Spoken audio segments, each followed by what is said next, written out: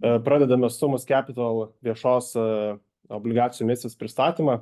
Tai šiandien pristatymę dalyvaus Evaldas Čepulis, Sumus Capital vienas iš valdybos narių. Taip pat nuotoliu iš Estijos turime prisijungusi kitą Sumus Capital valdybos narį Avo Kopil. Ir aš, Simonas Žirgulis, Orion Securities investicinės bankininkystės skyriaus vyresnysis projekto vadovas. Tai nors Sumus Capital yra įsteigta Estija, tai kadangi vienas iš valdybos narių Evaldas yra lietuvis, todėl šiandien turime galimybę šį pristatymą pravesti būtent lietuvių kalba. Na, o Avo esant poreikiui taip pat galės pasiūlyti savo įžvalgas klausimų ir atsakymų sesijos metu.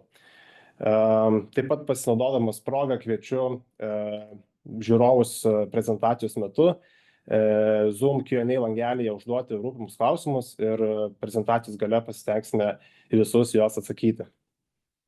Taigi, šioje prezentacijoje apžvelgsime šį antradienį prasidėjusią obligacijų platinimą, bei susipažinsime su emitento veikla ir jos profiliu. Šios emisijos emitentas Sumus Capital yra Estijoje įsteigta viena iš pirmaujančių komercinio nekilnojamo turto investicijų ir valdymo bendrovių. Sumus turi diversifikuotą srautinę NT portfelį, kuris apima visas 3 Baltijos šalis bei Lenkiją. Portfelis sudaro 15 investicinių objektų, visi yra veikiantis ir operuojantis, bendra portfelio vertė viršija dabar daugiau nei 500 milijonų eurų. Taip pat, kaip išgirsite vėliau, grupė yra orientuota, galima sakyti, skirtinai į srautą generuojančius objektus, ne į vystymo veiklą. Tai reiškia, kad visi turtai turi ilgalaikius nuomininkus ir itin aukštus užimtumo rodiklius. Kas liečia Lietuvą, tai dalis portfelio irgi yra čia alokuota, valdomas prekybos centras Nordika, Parktown verslo centrai ir šiek tiek daugiau. Tai Sumus Capital kapitalo rinkose nėra naujokas. Nuo 21 metų jau buvo išleistos ir biržoje kotiruojamos 2 emisijos, viena iš kurių jau sėkmingai išpirkta. Ir ankstesnės emisijos buvo skirtos stambesniems instituciniams investuotojams, bet šį kartą kviečiami prisijungti ir visi mažmeniniai investuotojai Baltijos šalyse. Ir birželio 10 dieną, tai yra užvakar, prasidėjo 30 milijonų eurų emisijos platinimas, kuris tęsis iki birželio 20 dienos. Obligacijų terminas bus 4 metai, siūlant 8% metinį kuponą. Tai prie detalesnių obligacijų sąlygų dar sugrįšime prezentacijos gale, o dabar žodį perduodu Evaldui Čepuliui, kuris plačiau apžvelgs grupės veiklą ir strategiją. Sveiki visi. Dėkui Simonui už introductioną. Nemažai jau pasakyta. Bandysiu papildyti ir padetalizuoti truputį. Tai viso to rezultato, tų 500 milijonų per daugiau nei 10 metį mums padėjo pasiekti iš tikrųjų patyrusi komandą. Komandoje turime ir valdybos narį, kuris NT srityje jau daugiau nei 25 metai. Tai, kaip minėjo, portfelis yra diversifikuotas pagal šalis ir pagal sektorius. Ir tą siekime mes išlaikyti savo veikloje. Kaip matot, Estijoje prasidėjusi veikla šiuo metu apie 70 milijonų. Didesnės dalis, dvigubai didesnės yra Lietuvoje ir Latvijoje, kiek vėliau detaliau apžvelgsim. Ir prieš 6 mėnesius įžengiam į Lenkiją, nors turbūt žengėme 6 metus jau į Lenkiją, ar ieškome ten galimybių įžengti. 100 milijonų eurų, kaip matote. 15 objektų, dar metų pabaigoje turėjome jų 16, vienas parduotas, iš pirkėjo atėjo interesas, mes neketinome jo parduoti, mažas vieno objektas, 4 milijonų vertės, tai yra mažiau nei procentas viso portfelio. Numatyta tolesnė plėtra, tai tuo tikslu ir leidžiame šias obligacijas, 30 milijonų eurų, kaip minėjom. Grupės EBITDA 30 milijonų, tai jau galim sakyti vakarykštėje, ten įeina Lenkijos objektai. Lenkijos objektai pridės 6-7 milijonus eurų. Nuosavo kapitalo rodiklis siekiame išlaikyti virš 30%. Yra kiek sumažėjęs dėl niuansų Lenkijos rinkoje, apie juos šiek tiek vėliau papasakosiu prie Lenkijos pastatų, bet ten mokestinė sistema šiek tiek kitokia nei Lietuvoje. Kitas svarbus aspektas, mūsų bendrovė reitinguojasi. Scope reitingas BB stabilus, solidus tokio tipo įmoniai reitingas. Scope yra Europos reitingavimo bendrovė, kaip atsvara amerikietiškiem vardam, didžiausia Europoje reitingavimo bendrovė. Ir mes tą reitingą nuolat kasmet peržiūrėme ir tęsime. Taip pat bendrovė yra nuolat audituojama, KPMG yra pasirinktas kaip auditorius, jau ilgą laiką irgi natūralu tęsime šitą dalyką toliau. Taigi, turbūt kartosis tie mūsų pagrindiniai aspektai šioje prezentacijoje, kad mes siekime subalansuotą portfelio tarp mažmeninės prekybos biurų ir logistikos ir kitų pramonės pastatų. Siekiame stabilių pinigų srautų, tai yra perkame iš nuomotą turtą, nesiimame vystymo, vystymu galime užsiimti tik tai, vadinkim taip, mažomis labai apimtimis. Tarkime, mes turime galimybę Rygoje vystyti 4000 kvadratų, kas sudarytų turbūt mažiau nei 1% portfelio apimties. Tai tokių apimčių vystymo galime turėti, padidindami savo gražos rodiklius. Per 6 metus išaugome 2,5 karto ir ketiname toliau augti, gal šiek tiek lėtesniu tempu, bet organiškai augti mūsų pasirinktoje rinkoje Pabaltijs ir Lenkija kaip pirminė rinka. Žinoma, žvalgomės ir plačiau. Dar kartą pasakysiu, kad šitos rezultatus mums pavyko pasiekti dėl turbūt puikių žinių surinktų per ilgą darbo laikotarpį šitoje srityje. Tai ką mes esam pasiekę, mes ir toliau to siekiame, išlaikyti diversifikaciją, dirbti rinkoje, kurią mes gerai išmanome ir jau manom, kad ir Lenkijoje turim sukaupę nemažą bagažą žinių ir galime ten plėstis. Tai mūsų šuolis gana greitas ir didelis, 100 milijonų eurų pernai metais į Lenkiją. Mes turime ilgalaikius tikslus, mes neturime ambicijų ar tikslų parduoti pastatus po 5 ar 10 metų. Jeigu manom, kad tai yra esminės lokacijos tam tikrose miestuose, vietose, tai manom, kad išlaikysim tuos objektus ilgai. Žinoma, taikomės į A klasės biurus ar sandėlius, prekybos centrus, prekybos parkus, galimi atgalinės nuomos sandoriai, tvarumas, mano nuomonė, jau daugiau higiena nei reikalavimas šiais laikais. Siekiame, kad didžioji dalis virš 90% portfelių būtų nuolat sertifikuota.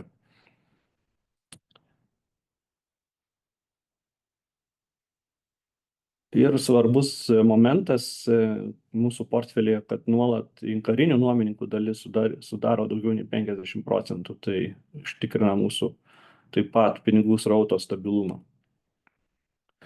Čia galima apžvelgti, kaip mūsų grupės dinamika vystėsi per pastaruosius jau daugiau nei 10 metų. Kažkada prasidėjo įsigijimai Estijoje 16-17 metais peraugo į Lietuvą.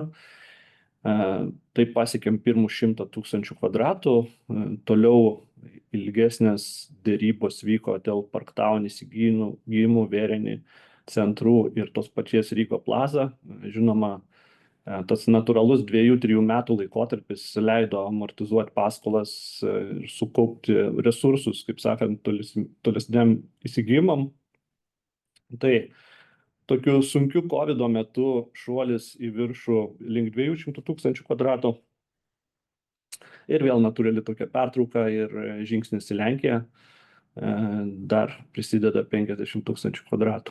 Ir paskutinis mažas, kaip minėjau, pardavimas, stock office vadinami sandėliukai, Punone 56 parduoti prieš mėnesį, kurie įsigyti 15 metais.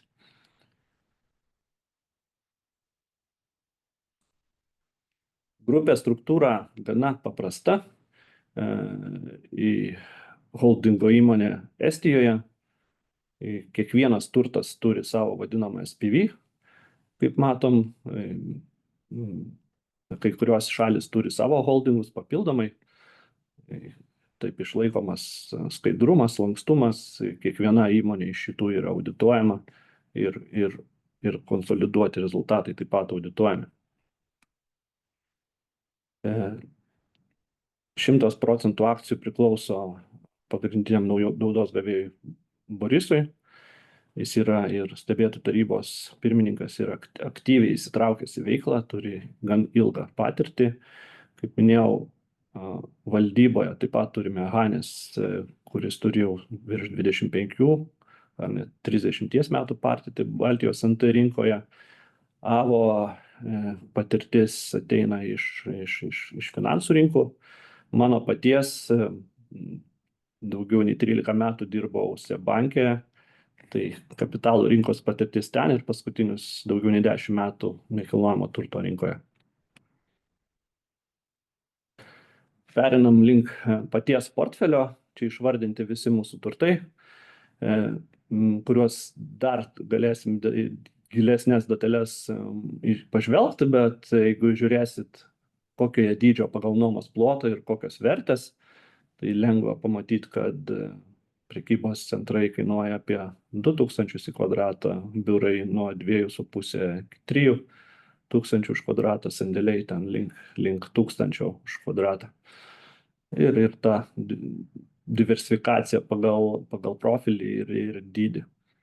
Ir čia paminėtas Punone 56, kuris jau yra parduotas dėja.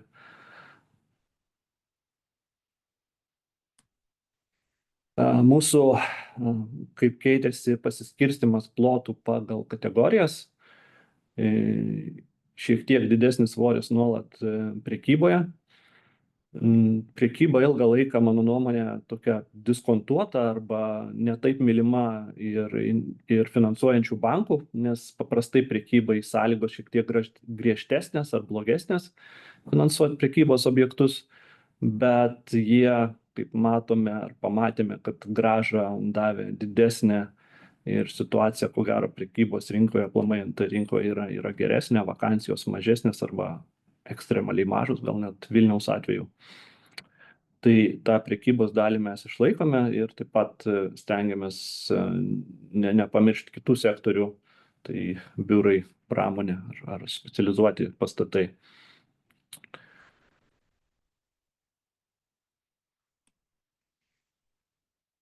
Žiūrėt galim pasiskirstimą pagal šalis ir pagal plotus, tai gana atitinka turto vertė šalyse plotus, tai vadinasi, diversifikacija šalių viduje irgi yra panaši. Bet jeigu pasižiūrėsim turto vertę pagal sektorius, mažmeninė prekyba užimdama 50% vertės sugeneruoja 70% pinigų. Tai rodo to sektoriaus išskirtinį, vadinkim taip, rezultatą, pelningumą. Taip, ką mes turime, kurioje šalyje, tai Vilniuje visiems turbūt gerai žinomas prekybos centras Nordika, šalia Ikėjos, šalia Decatlonas atsistojo, miestas puikiai plečiasi į šitą pusę, srautai nuolat pirkėjų auga. Pagrindiniai nuomininkai Rimi senukai, Jiskas, Elektromarktas persivadinęs į LSN ir ten Babycities ir panašiai. Gana nuobodus objektas, ta prasme, nedaug pokyčių vyksta, nuomininkai įsikabinę į šitą centrą ir nenori paleisti ir keistis. Valdytojams nėra daug ką veikti tuo metu. Čia iš asmeninės tokios darbo patirties kasdienybės.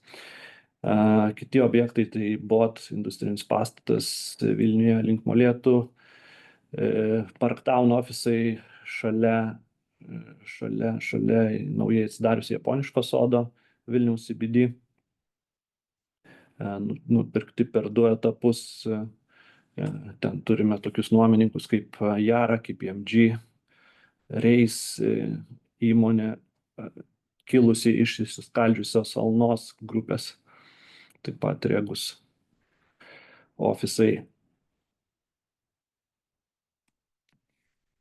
Estijoje daugiau šiek tiek ir smulkesnių galvos turtų.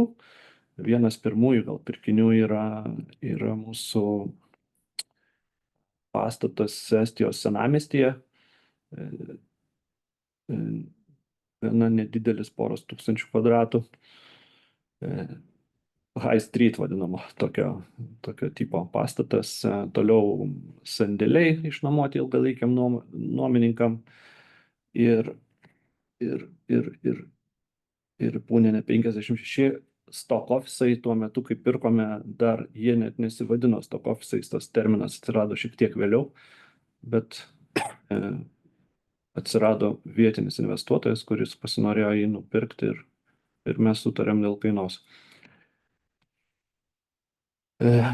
Toliau Sarėmės saloj nedidelis pagrindinis prekybos centras ir porą įdomesnių pastatų Taline, tai Vėrinė 1 ir Vėrinė 2 sveikatos centrai, pritaikyti medicininiai veiklai, ilgalaikiai nuomininkai, jų nedaug, užtikrina gana stabilę grąžą ir srautą.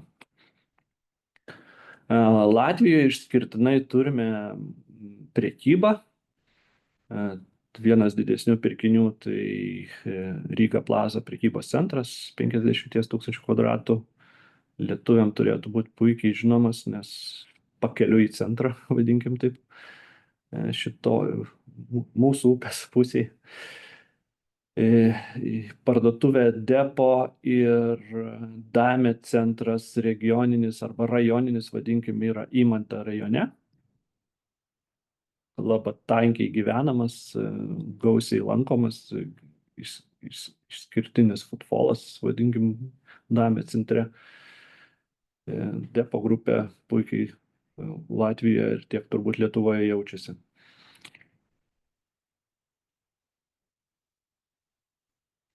Ir paskutiniai pirkiniai Lenkijoje, vienas ofisas Varšuvoje, kitas Lodzėje, turi stambius ilgalaikius nuomininkus. Varšuvoje Luxmet kompanija užima didžiąją dalį, Lodzėje Pekao bankas užima didžiąją dalį pastato. Sutartis, vidutiniai sutarčių terminai, kuriuos galima rasti Lenkijoje, siekia 5 ir daugiau, net 6 metus, kas yra jau retas dalykas Lietuvoje. Turbūt tai yra dar viena iš priežasčių, kodėl žvilgsnis krypsta ten. Nes pastatų parametrai, kuriuos galima rasti ir nupirkti, yra geresni dėja Lenkijoje. Tai apibendrinant, mes turime virš 400 nuomininkų, tiek santykių su savo klientais, su kuriais reikia nuolat dirbti, kartais daugiau, kartais mažiau. Tarkim, COVIDas buvo turbūt įspūdingas visiems laikotarpis, kurį reikėjo pragyventi. Užimtumo lygis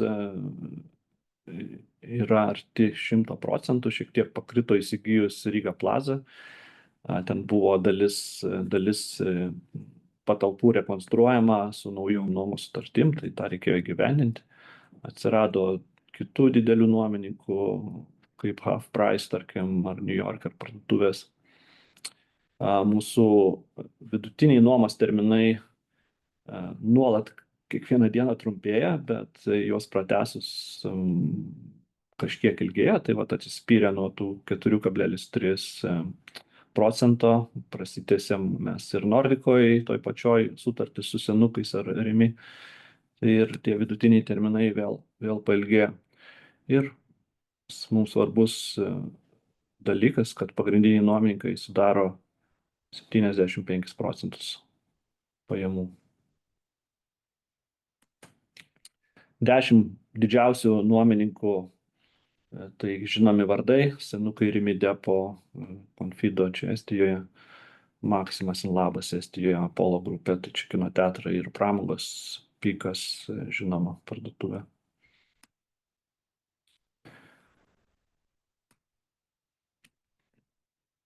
Dar kartą pasikartosim, kad mes išlaikysim tą savo strategiją, kurią jau esame sukūrę, tą visą verslą, tai mišri paskirtis ir diversifikacija, tvarumas, kaip sakiau, higiena, arba perki senesnį objektą ir turi aišku planą, ką su juo gali padaryti, kaip modernizuoti, optimizuoti, arba perki tiesiog naują objektą, kuris sertifikuotas ir panašiai. Mes turime išlaikyti savo strategijoje daugiau nei 50% pagrindinių nuomininkų, tai sukuria didelį stabilumą, nors iš smulkesnių galbūt galima ir daugiau uždirbti ir didesnę grąžą gauti kažkokį trumpą laikotarpį. Bet manom, kad pagrindiniai, būtent kariniai nuomininkai sukuria stabilumą. Baltija ir Lenkijos šalis, nepaisant to, kad dabar įsigijimai vyksta Lenkijoje ir ko gero artimiausiu metu vyks, Baltijos šalis taip pat stebime, žiūrime kokios galimybės. Natūraliai, kai esame Lenkijoje, dar tik 20% portfelio, o Lenkijos rinka likvidžiausia ir didžiausia, norisi ten daugiau paaugti, tai ten ir dėmesys sukoncentruotas šiuo metu. Esame gana atvira bendrovė, nepaisant to, kad viešas obligacijas leidžiame tik tai dabar, atvirai skelbiame savo audituotus rezultatus jau ilgą laiką, Sumus Capital bendrovės internetinėme puslapyje.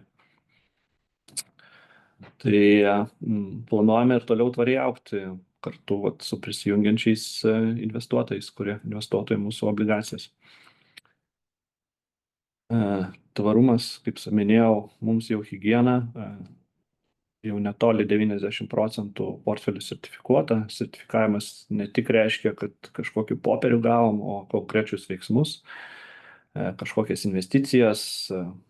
Trumpas pavyzdys, Nordikoje pakeitė kranus iš paprastų į automatiškai užsidarančius, iškart sutaupėm 30% vandens. Žinoma, vanduo nėra kažkas tokio, kad ten iš žmonės išleidžia, bet tai vis dėlto ženklus dalykai. Žalia energija, nėra šiuo metu turbūt problemų jos įsigyti su viso vystymu žalios energijos gamybos. Taksonomiją stebim Europoje. Lenkijoje pastatai jau prastai būna nauji, visiškai atitinkantis taksonomijos reikalavimus. Žiūrim, kaip tie reikalavimai atsilieps ir mūsų regionai.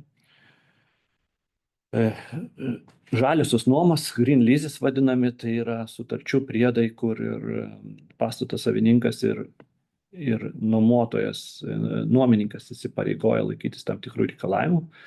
Tai yra daugiau procesas su atsinaujinančiom nuomom aptarti šitos priedus ir jeigu tinka abiem šalim pasirašyti, irgi tikimės, kad tų nuomų pas mus atsiras vis daugiau ir daugiau. Šiek tiek keli žodžiai apie rinką. Tikrai matom, kad Baltijos šalių sandorių apimtis susitraukia nuo kažkada tokio vadinamo siektino virš milijardo sandorio apimties. Manyčiau, kad taip, geopolitika turbūt čia savo padarė irgi, bet ko gero situacija daugiau tokia, kad tiek skirtumas tarp pageidaujamos kainos pirkėjo ir pardavėjo yra pernelyg didelis. Tie, kurie turi, net nori per pigiai parduoti. Tie, kurie perka, nori šiek tiek pigiau nupirkti su efektyvesnė grąža.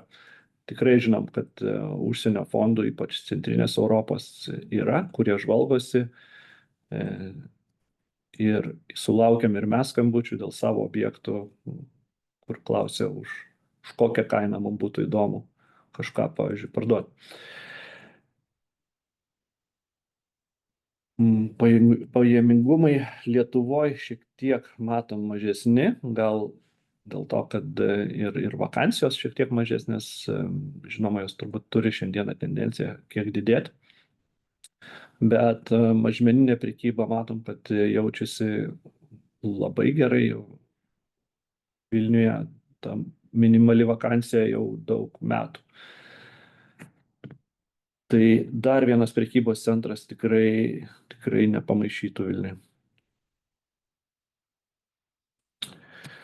Lenkijoje skirtingai nei Pabaltyje nemažas šuolis sandorių, 4,5 milijardo nuo dar šiek tiek trūksta iki buvusių laikotarpių. Bet matom, priežastis turbūt tų sandorių yra ir padidėję pajamingumai, kapitalizacijos normos. Dėja scenarijus, kad tikėjomės, kad Lietuvos kapitalizacijos normos kris iki Lenkijos, neišsipildė, greičiau Lenkijų priartėjo prie Lietuvos. Tas turbūt skirtingai atsiliepia mums kaip ilgalaikiams investuotojams, mums turbūt susidarė kaip tik sąlygos palankiau įsigyti nekilnojamo turto.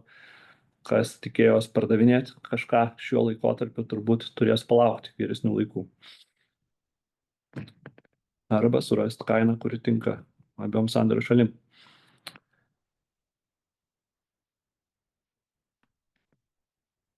Perėsim trumpai finansus, tai mūsų pajamos ir EBITDA auga kartu su portfeliu ir indeksacija, nes dažniausiai sutartis indeksuojasi ir ta didesnė, mažesnė infliacija paaugina pajamas, balansas virš 500 milijonų, kaip minėjom, galim nubraukti tos 4 milijonus vieną turtą pardavėm, tai vis tiek išliksim virš.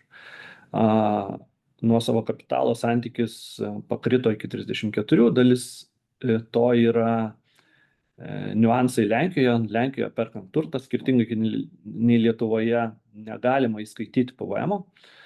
Tai mes esam, sakyčiau, labiau pažengę, ta prasme.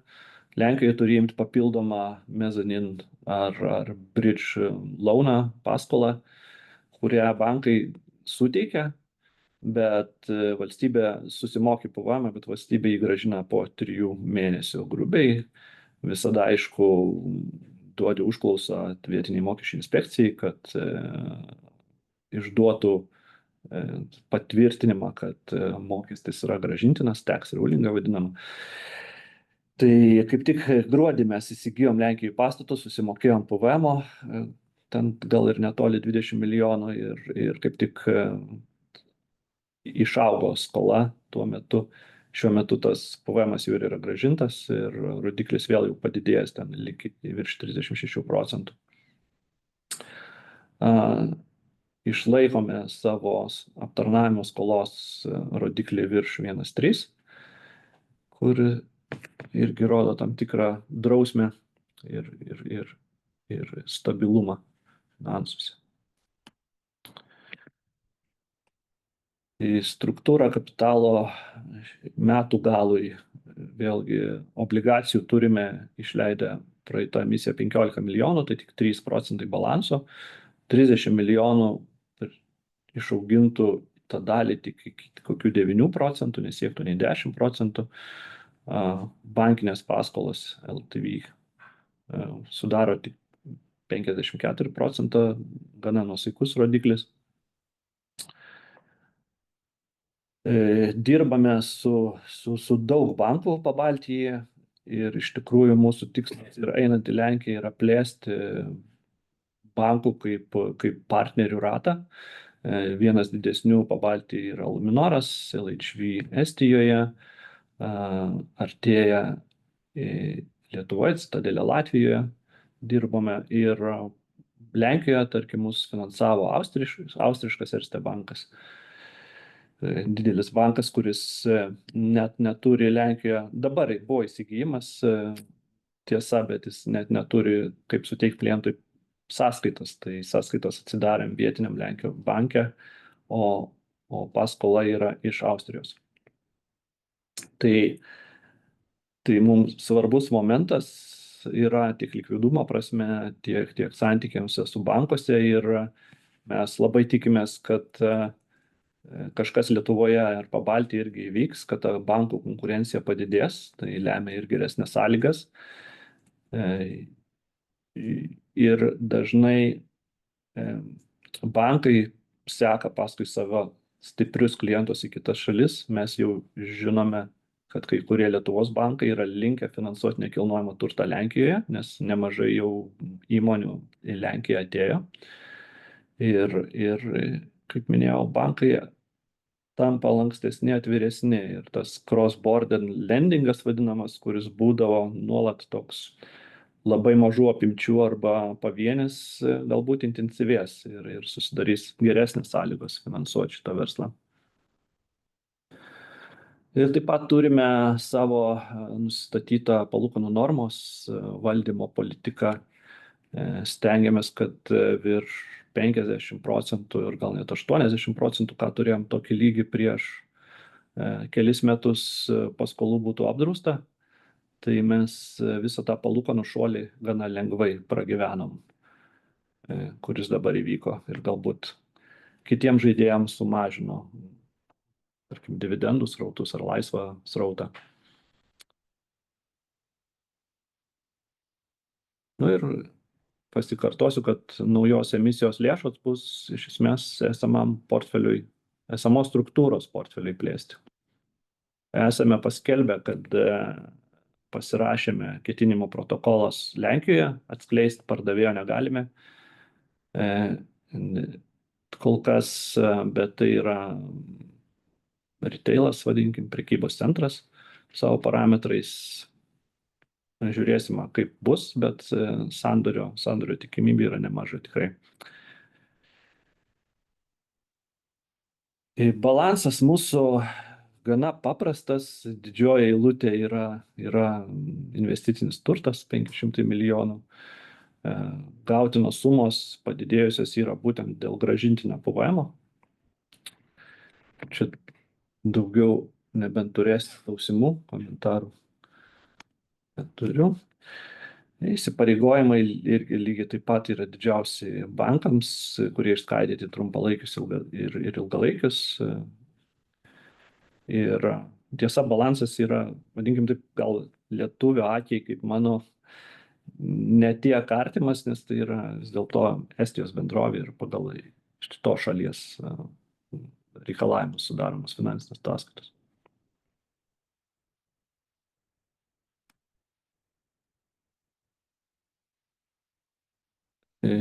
Pardavimai, veiklos pelnas, grynas pelnas. Irgi gana paprasta ir aišku. Čia galim pasižiūrėti, kaip sekėsi pirmam ketvirtį, kai jau įsijungia Lenkijos turtai, tai matom ir pardavimo, ir veiklos pelno augimą netoli 30%. Ir jau nuosavas kapitalas padidėjęs, kapitalo rodiklis 36%.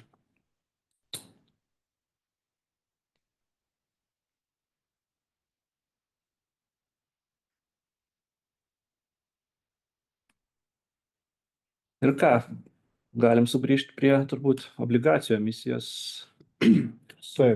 Pristatyk mums. Jo, tai pagrindinės sąlygas jau paminėjome pristatymo pradžia, bet dar persime dar kartą. Tai emitentas yra Sumus Capital, Estijoje įsteigtas holdingas. Šiuo metu leidžia 30 milijonų eurų dydžio turtų neužtikrintą obligacijų emisiją. Terminas yra 4 metų, kaip standartiško obligacijoms grąžinimas termino pabaigoje. Minimali investicija šios emisijos yra nuo 1000 eurų. Kai buvo paminėta, lėšos pagrinde bus nukreiptos naujo nekilnojamo turto objektų įsigijimo finansavimui.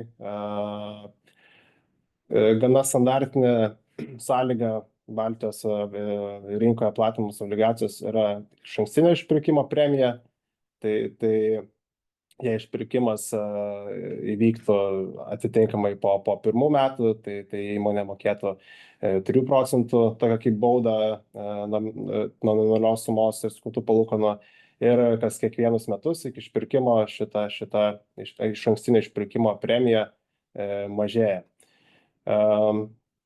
Emitentui taip pat yra taikomi tam tikri finansiniai apribojimai, tai iš esmės esminė yra nuosavo kapitalo rodiklis, tai jisai negali nukristi žemiau kaip 30%, tai šią dieną įmonė turi apie 36% tą rodiklį, tai tikrai komfortabiliai laikosi tame lygyje ir skolos aptarnavimo rodiklis, DSCR, dar vadinamas kitaip, negali būti žemiau nei 1,2 karto padengimas.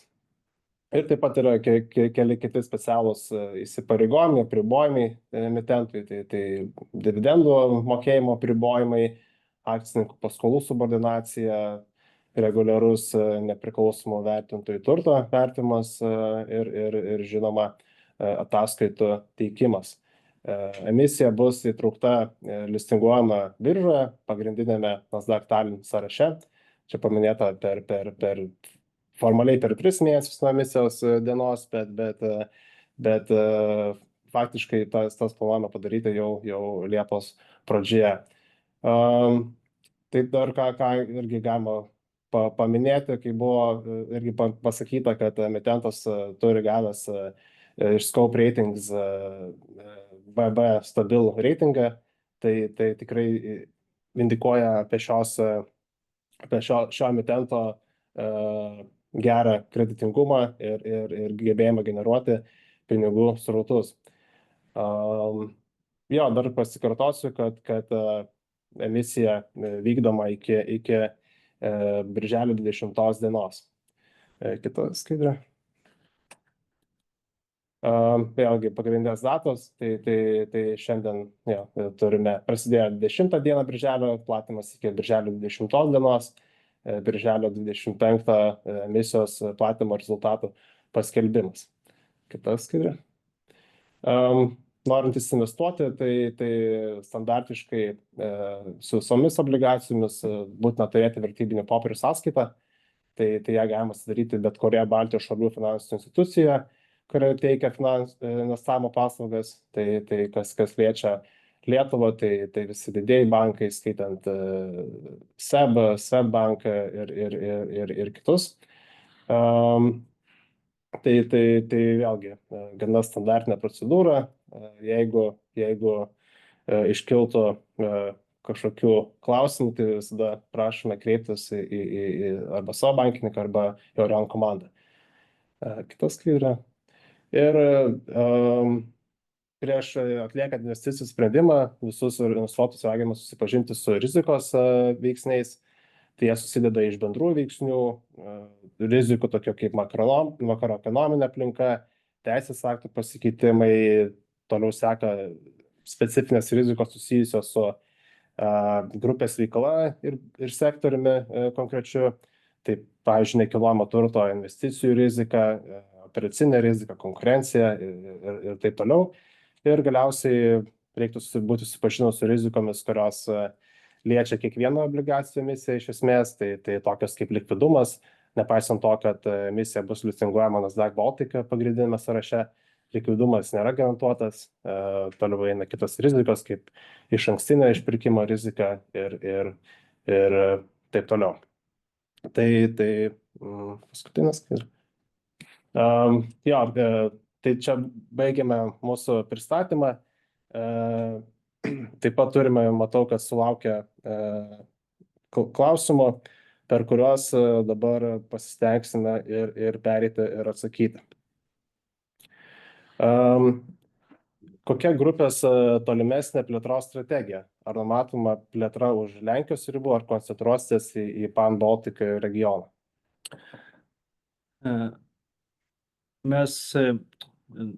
Norėčiau dar priminti, kad į Lenkiją mes bandome eiti nuo 19 metų, arba testuojam šitą rinką, kaip čia ir kiti verslininkai sakė, Lenkijoje tais laikais niekas nelaukia lietuvių, įeiti į naują rinką, neturint vietinio banko ar namų banko, yra gana sudėtinga, sunku. Konkursai vyksta dėl pastatų greitai, konkurencija didelė. Realiai turi sukaupęs turėti grinų pinigų, kad kažką nusipirkti.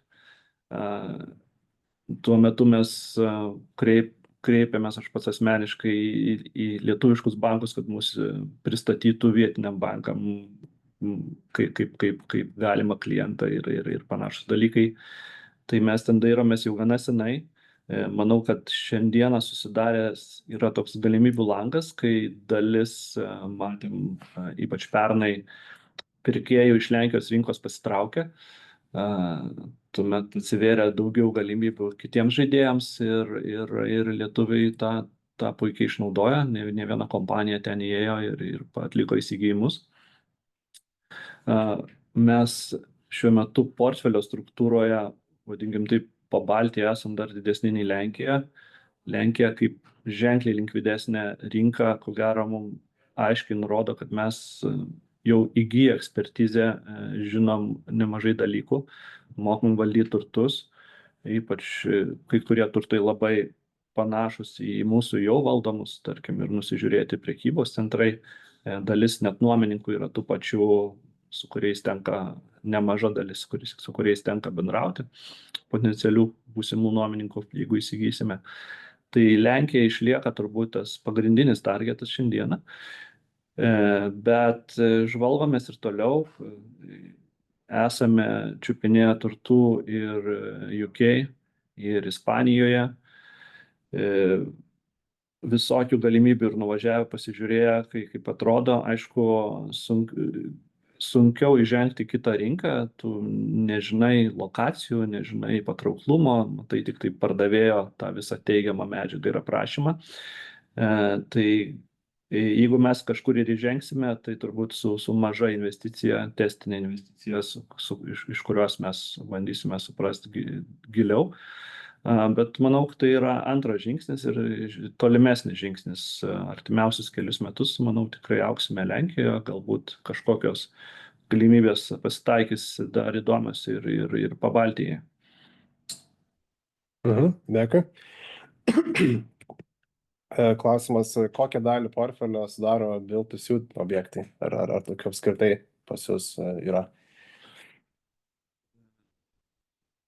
Yra, manau, kad pats Bodo pastatas Vilniuje yra dalinai build-to-suit, nes jis yra pritaikytas tam tikrai veiklai. Yra vadinamų švarių technologiškai patalpų, kur gali užsiimti lazerių veiklą, ten kūrybą ir kas susijęs su saulės elementais ar baterijomis ar kažkokia elektronika. Tai vienas būtų pavyzdys, turbūt ir ofisai Taline. Tai vadinkim, bandau nuspręsti, ar 15 ar 20% yra dalinai build-to-suit. Talino ofisai medicininiai veiklai pritaikyti. Tai irgi yra specialūs reikalavimai tam tikrose vietose. Oro padavimas, švara ir panašus dalykai. Dėkui. Gal galite irgi papasakoti daugiau apie Boris Korsov, kuris yra galutinis naudos gavėjas, stebėtojų tarybos pirmininkas, kokios valstybės pilietis jis yra, kokios tautybės ir šiek tiek daugiau apie jį išsiplėsti. Taip, Borisas tai yra Estijos mokesčių mokėtojas, gyvena Pabaltyje, vadinkim taip, gyvena Pabaltyje ir Europoje jau virš 10-mečio. Borisas yra taip pat Izraelio ir Rusijos pilietis. Pirmą jis vaikystėje tapo Izraelio piliečiu, dar Rusijos valstybės neegzistavo kaip tokios, jinai susikūrė panašiai kaip ir Lietuva gavo nepriklausomybę. Po Rusijos valstybės susikūrimo šeima grįžo iš Izraelio į Rusiją ir ten kurį laiką darė verslą, bet prieš daugiau nei 10-metį išjudėjo, vadinkime, į Pabaltyje ir Europą. Užsiema nekilnojamo turto verslu, taip pat aktyviai gana daugiau per Izraelio bendrovės investuoja į startup tipo verslus, kai kurie jau yra listinguoti, man atrodo, išėję per IPO į rinką. Dėkui. Dalis ekspertų teigia, kad Baltijos šalių ofisų rinka gana užpildyta, naujiems objektams sunku pasiekti didelį užimtumą. Ar manote, kad tokia didėjanti konkurencija ofisų NT segmente galėtų kelti riziką jūsų verslo modeliui? Kad pajamos mūsų ofisai, vadinkim, tokie multi-tenant vadinami, sudaro gan mažą dalį portfelyje, kvadratai skaičiuojant turbūt 8%, grubiai, kad pajamos tam segmente gali sumažėti, nes dėl kiekvieno naujo kliento, kuris ateina ar pratęsia sutartį, tikrai vyksta nuožmi kova. Šiandieną pasiūla yra didesnė nei paklausa dėja. Tai tikrai taip. Mes tą matom ir jaučiam, ir tos vidutinės trukmės, kurios dabar yra sudaromos, yra trumpesnės nei Lenkijoje toj pačioj. Todėl turbūt ta pati kryptis į Lenkiją išlieka dėl situacijos mūsų rinkoje. Bet taip, paklausa kol kas yra didesnė. Ko gero, naujos statybos sulėtės ar bus atidėtos. Tas jau ir matyti iš kai kurių išvalytų ir paliktų sklypų, kad ir aplink Konstitucijos prospektą. Reiks kažkiek metų užsipildyti. Ir rinka turbūt kitaip gyvos po kelių metų. Vėl klausimas apie Lenkijos rinką, būtent apie tai, kaip ar Baltijos šalių NT investuotojai, operatoriai sugeba konkuruoti su, ko gero, daug stambesniais žaidėjais, PL fondais, Lenkijos fondais, vakarų Europos žaidėjais toje rinkoje, ar kažkokia jaučiat konkurencinį pranašumą, kai reikia dalyvauti tame žaidime? Tai turbūt čia yra du elementai. Vienas elementas yra sukonkuruoti ir įsigyti pastatą, nepakelt kainos per daug, padarius ten ilgą due dealą, jeigu nepatinka, geriau jau nenupirkti, o nei nupirkti tą pastatą. Aišku, žaidėjai, kai kurie ateina be bankinių paskolų, tai jie gali būti šiek tiek greitesni, efektyvesni ir galbūt laimėta ko. Šiandieną vėlgi nėra ta situacija, kad yra aštri konkurencija dėl pastatų ir Lenkijoje. Jis yra didesnė, bet nėra aštri. Nėra tokių aukcionų, vadinkim, kur nuolat turi kelt kainą, kas net ir Lietuvoje buvo kokiais 17-18 metais. Kita verslo dalis yra pats pastato valdymas, santykiai su nuomininkais ir panašiai. Ir čia jau reikia žiūrėti, kurioje tu konkrečiai vietoje esi, ką tu siūlai.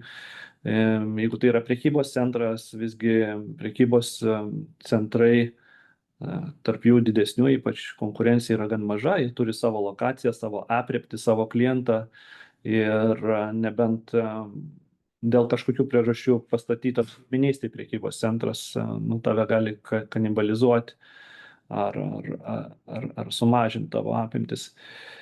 Biurose galbūt gali būti aštresnė konkurencija, bet Lenkijoje yra dar niuansas, tarkim, Varšuva didelis miestas, mes netaikome į patį centrinį CBD, ten manome, kad grąžos yra pernelyg mažos ir bet koks ten kliento pajudėjimas, laikina vakancija, fitautas sumažintų tą grąžą dar mažiau.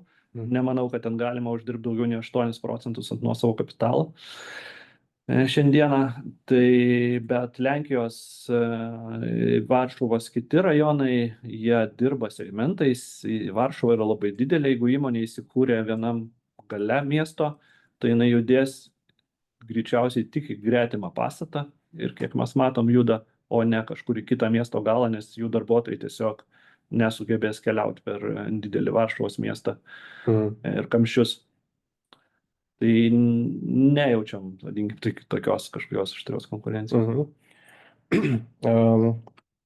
Minite, kad stebimas sumažėjęs Baltijos NT rinkos likvidumo toks susitraukimas daro įtaką jūsų veiklos strategijai ir gal galite irgi čia taip prie to pačio pasilyginti save su NT fondais veikiančiais rinkoje ir kaip jūs tai skirtingai galbūt galimai liečia?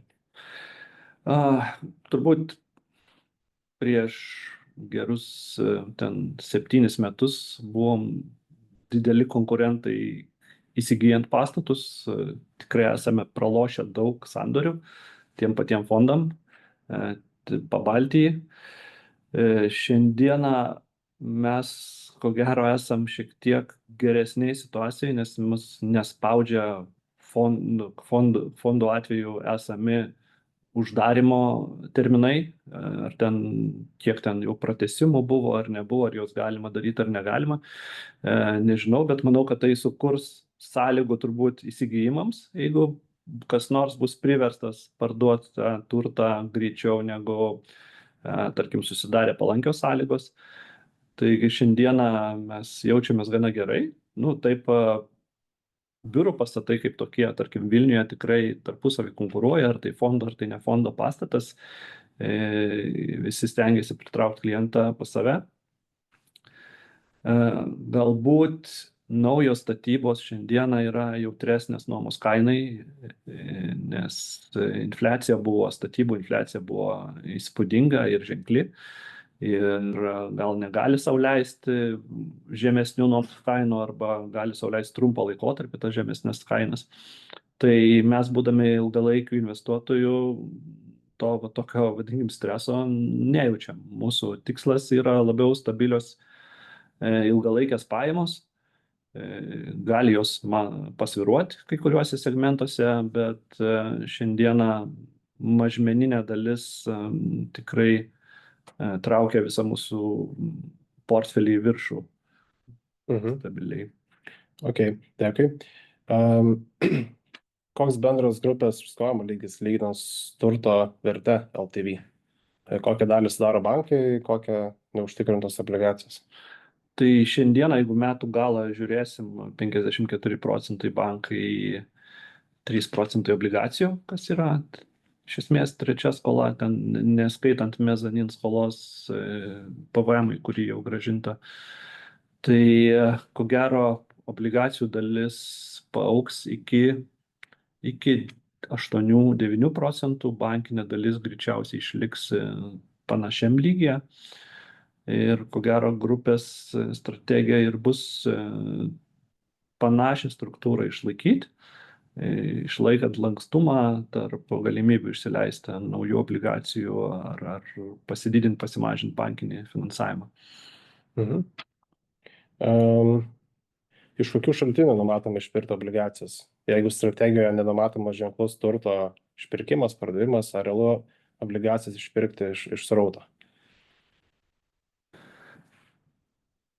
Žinoma, jeigu taip tiesmukai matematiškai paimsim 30 milijonų srauto, nėra, ta prasme, bendrovėje nebus tuo metu, kad būtų galima skirti išpirkimo į obligacijų, atėmus palūkanas ir bankų grąžinimus, bet paskolos nuolat amortizuojasi. Iš tikrųjų, net nekalbant apie paskolų amortizavimą, tokiam versle obligacijos tiesiog leidžiamos naujos emisijos, esant parametram tokių srautinių įmonių ir refinansuojamos senos emisijos. Tai vienas dalykas, būtent bankinis LTV išlaikomas žemiau nei 60% leidžia susitart su jais ir pasididinti, jeigu jau prireikia išpirkti kažkokią didesnę obligacijų emisiją. Todėl mes ir savo strategiją žiūrime, kokią savo galima leisti obligacijų emisiją, kad esant reikalui galbūt pasididinti bankinį finansavimą ir išpirkti. Dar trumpai irgi tą klausimą užtvirtinant, klausimas, ar grupės savininkas turi investicijų ar ryšių Rusijai?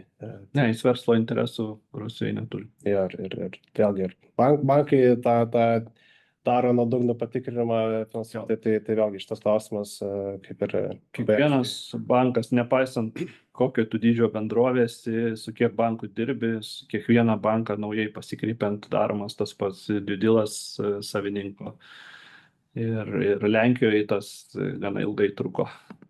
Irgi. Tada aš jau turim baigti webinarą, dar trumpai perbėgsiu per kelis techninius klausimus. Ar teikiant užsakymą reikia deponuoti lėšas iš karto, tai mažmeniniai investuotojai, teikdami paraiškas, turi vadovautis jų investicinių bankų taisyklėmis, tai prastiniu atveju lėšas reikia deponuoti paraiškos teikimo metu, o instituciniam investuotojams, kas aktualu, tai jie gali teikti paraiškas banko platintojams. Tokios paraiškos bus teikiamos delivery versus payment principu, tai yra, kad lėšų iš anksto deponuoti iki išleidimo dienos nereiktų.